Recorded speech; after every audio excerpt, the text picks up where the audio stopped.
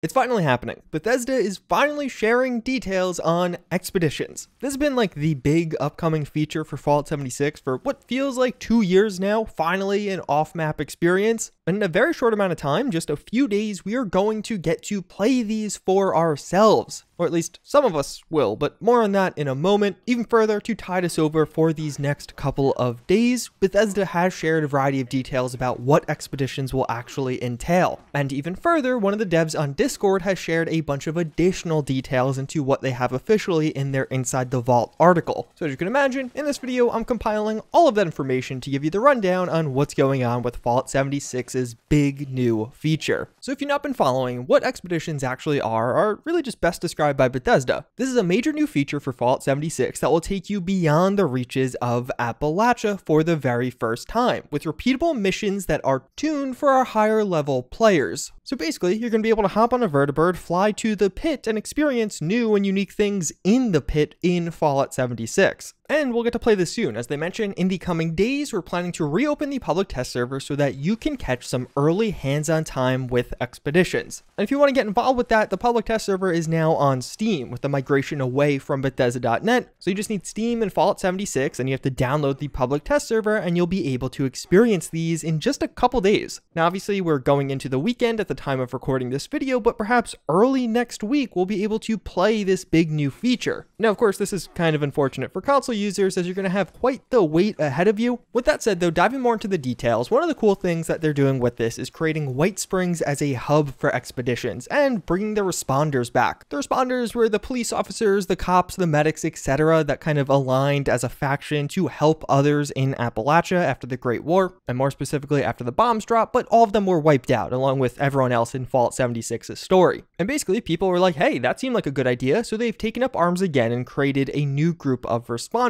that have set up the White Spring Refuge, which will be a hub for their operations and the home base for an intact vertibird they secured during their endeavors in the Wasteland. And naturally, that's going to be the vertibird to commence Expeditions. And thematically, Expeditions are going to be missions for the responders. We're heading out to different areas of the world, starting with the pit, to help other people, because that's what the responders are all about. And it was further described by the developer how White Springs is now going to be split into 2 cells. The lower shopping section is largely going to be the same, but there's going to be a reworked upper area, which will be the refuge area, as well as there will be a totally new currency you could earn through Expeditions to use with these new responders, that being known as stamps. But doing Expeditions is not going to be free. In order to actually do these, you're going to have to fill up an ultrasight battery cell. And Bethesda describes how each day when you visit the White Spring Refuge, you'll receive 3 Refuge Daily quests. Every Refuge Daily quest you complete will award you with a percentage of ultrasight battery charge. If you finish all 3, you'll earn enough to fully power up the vertibird and lead your very own expedition. So basically, you could do 1 expedition per day, but there will be 3 daily quests you have to do in order to actually get that. But the way this will work is you could actually go with others, so you'll be able to go on a team with other people. So though you could only do 1 per day, you could basically have it so you have a group of 4 friends, each of you do the daily quest, then you could go 4 times collectively, with each time a different person leading the expedition. And expeditions will in fact be teams of 4. They share some images of the new landscape and describe how the first mission will be Union Dues. It'll take you into the depths of the pit, a city we have been eager to revisit since it appeared in Fallout 3. And the lore of the pit as it stands at the time of Fallout 76 is there's currently a power struggle between the Union, an industrious and diverse band of survivors working to rebuild the city, and the Fanatics, a gang of raiders looking to expand their territory. And our goal during Union Dues is going to be to help one of the local Union chapters and drive the Fanatics out of the Foundry, which the Union has been using as their operating base. And this mission system is going to be pretty unique. They describe how each mission you embark on, like Union Dues, will feature 3 randomized objectives for you to conquer. While you will encounter the same overarching theme from one playthrough to the next for a given mission, these randomized objectives will help you keep the experience fresh every time you step off the vertibird. In addition, every mission will sport several optional objectives. The more you manage to complete, the better rewards you will get. So it seems like you'll probably have similar objectives, like maybe take down this enemy or find this thing in a given world space, but maybe the the location of that thing or what type of enemy precisely you have to take down will vary from playthrough to playthrough, and it will be somewhat randomized to keep these fresh and interesting. And we know that Expeditions are going to launch with 2 different missions. So Union Dues is going to be the first one, and when the PTS goes live, this will be the one that is live, but there is a secondary one that will be added shortly thereafter. But seemingly when this comes out on public servers, it will be both of them. Or perhaps there'll be some kind of rotating thing where one week it's one, or one day it's one, and the next week or next day it's another one. And we also know that these 2 missions are going to take place in their own world space. So when you're doing Union Dues, the first mission, you'll be in a certain area of the pit. But when you do the other mission, you'll be in a different area of the pit. And there's no time limit here. So you and the 3 others you are playing with will be able to explore these quite extensively. And they mention how they put a lot of time to these locations, more time into these locations than anything else in the game, as well as it seems like these won't inherently be the biggest threat in the world. It's not like these will be the highest levels of content. Enemies will scale to your level, so it'll kind of work like other story missions in the game, and there's no artificial challenges like with daily ops. There's not going to be some modifiers that make stealth not viable here. You could use whatever build you are currently using. On the reward front, you're going to get XP, loot, and a legendary item every time you finish a mission, but if you complete all of the optional objectives, you will once per week receive a guaranteed new pit-themed rare item plan, which can be a new weapon, a power armor mod, outfits, objects for your camp, and more. They mention how the auto axe is being added with this update, as well as the Union power armor, but those are not going to be a part of the Expedition reward pool, so those are not included in these rewards that they are mentioning here. They don't actually mention how you will unlock them. Perhaps that's what stamps will be associated with, which, speaking of stamps, they also mention at the end of a successful mission, you will be rewarded with a few stamps. This is a new currency that you can collect and bring to Giuseppe at the White Springs Refuge to buy the exact rewards you want from the pool of rare item plans offered by Expeditions. And the optional objectives will get you more stamps overall. There's going to be a new public team around this, so there'll be a new Expeditions focused public team, and they mention how the Expedition team leader will get a few extra stamps because they had to actually collect and turn in the ultrasight battery quest. This seems interesting to me, and I know for a lot of people this may be disappointing in a sense. The writing's been on the wall that these are going to basically be missions in Fallout 76, and the way I envision this is, okay, you log on, you have to do your daily quest or whatever to get the ultrasight battery filled, but then maybe you fly over to this new location and you could experience it. Maybe there's lore, people to talk to, and a mission that'll take you 10, 15, 20 minutes to complete. And then you're kind of done there. There's probably going to be some things to read or unique things to find the first time you're there, and even just the nostalgia of being back in the pit. But again, it doesn't seem like all of these locations will be exactly what appeared in Fallout 3. There'll be differences here. And then from there, you kind of fly back to Appalachia, but then maybe partner up with another person or somebody you know and do the expedition again with them. And it sounds interesting. It sounds fun. It's definitely different than daily ops. There's no time limit. There's not as hard restrictions, but it kind of has a similar vibe. It's almost like a cross between daily ops and vault raids to a degree, or at least that's what it sounds like to me. And they further mention how expeditions have potential to be a large part of the future. With the developers saying, I wouldn't say it's exclusively the future of 76 Endgame, but it's definitely a good way to expand the universe in lots of different and exciting ways, and how the design of expeditions and the systems here were meant to be expandable. So I wouldn't be shocked if a couple of follow-up DLCs we see are actually additional missions in the pit, a new world space and some new things to do there before they actually do a full-on new location, like taking us back to Washington, DC. So overall for me, it seems like this is going to be a healthy amount of new content, new daily quests that'll keep you active, new expeditions, and a couple of them, so we'll have some variation between what we're doing. But as far as whether or not this is something to return for, I feel like it's really just something that we're going to have to test and find out. I can see for a lot of people, if these are super short or just don't deliver, that it's not even worth reinstalling the game for. And Bethesda has a lot riding on this. This is kind of the big update for this year. We have 3 events coming out over the summer, which are exciting. They look interesting, but they're just events you could do from time to time. It's not really the meatiest chunk of new content. With that said, let me know what you guys think. Are you excited for this? Is this something that will get you interested in Fallout 76 again? Definitely seems like the player count has been sliding. Just in general, there's kind of a fatigue with the game overall and a frustration with the amount of content, which I totally understand. With that said though, we should be able to find out and actually experience this in just a few days' time. As always, again, I thank you all for watching. I hope you enjoyed this one, and I hope to see you all next time. Later.